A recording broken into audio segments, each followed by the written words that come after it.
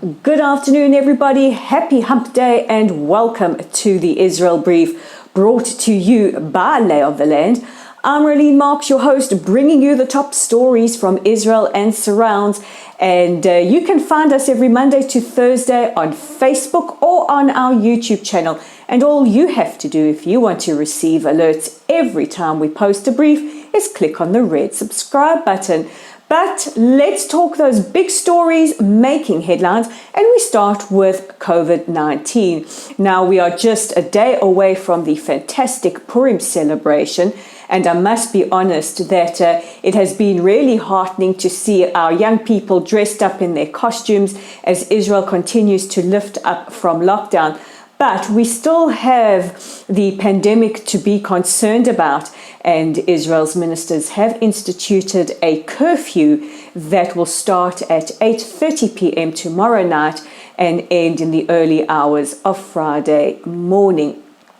In other news, staying with the pandemic, it has also been decided that Israel will give 100,000 vaccines to at least 15 different countries in exchange for diplomatic support. Now, it's a bit unclear what the diplomatic support involves, but we do know that some of the countries include Czech Republic, Italy, Hungary, Chad, Guatemala, Honduras, and several undisclosed African states.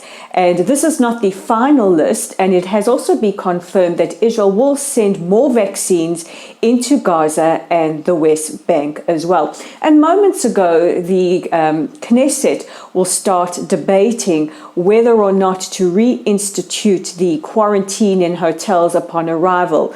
We know that the coronavirus cabinet has suggested that Israel goes back to this process, but it still needs the approval of the Knesset. And talking about the Knesset, the government has approved a 45 million shekel bailout to help clean up the effects of the oil and tar spill on our beaches. It is rumored, not confirmed, but it is rumored in a report by the Times of Israel yesterday that a Greek oil tanker could be responsible for the spill that has wreaked havoc on Israel's beaches and on our wildlife. And at the moment, there is a 7-day gag order in place. So while this is being investigated and we don't have confirmation who is responsible, we do have confirmation that funds have been allocated to help with the cleanup. And our last story of the day, we have to say a huge mazal tov to the new U.S. ambassador to the United Nations. Her name is Linda Thomas Greenfield. She was sworn in by the Senate yesterday, and she will take up her position there shortly. In the past, in addressing the Senate Commission, the ambassador alluded to the fact that she thinks the United Nations is extremely and disproportionately biased against Israel, and that she says that BDS, the Boycott, Divestment and Sanctions movement, and their activities are inherently anti-Semitic. Israel's ambassador to the United States, who is also our ambassador to the United Nations, Gilad Erdan, congratulated her and said he looks forward to working closely with her for regional cooperation and also against anti-Semitic BDS groups. So could the new ambassador be following in the footsteps of the incredible Nikki Haley?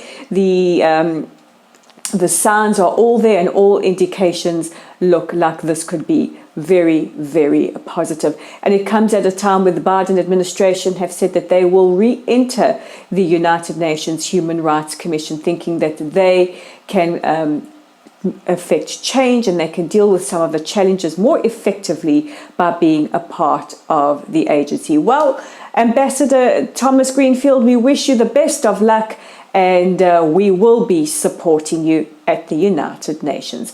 So those are our top stories making headlines today. Don't forget to check out our original content on our website at www.layoftheland.online.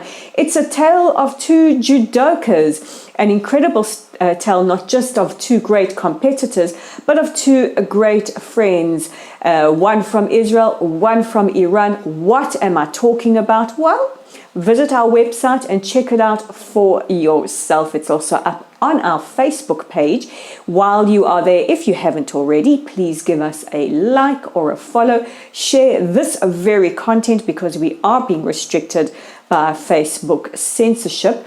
And don't forget that we're on Twitter at Leah of the Land 5. You can follow us there and subscribe to our YouTube channel at The Israel Brief. So with those headlines on your Wednesday afternoon, I'm Rolene Marks. This is The Israel Brief, and we'll speak again tomorrow, Erev Purim. And who knows, maybe I'll even wear a mask of some sort. But tune in tomorrow to find out. In the meantime, I wish you a safe and a healthy rest of your Wednesday.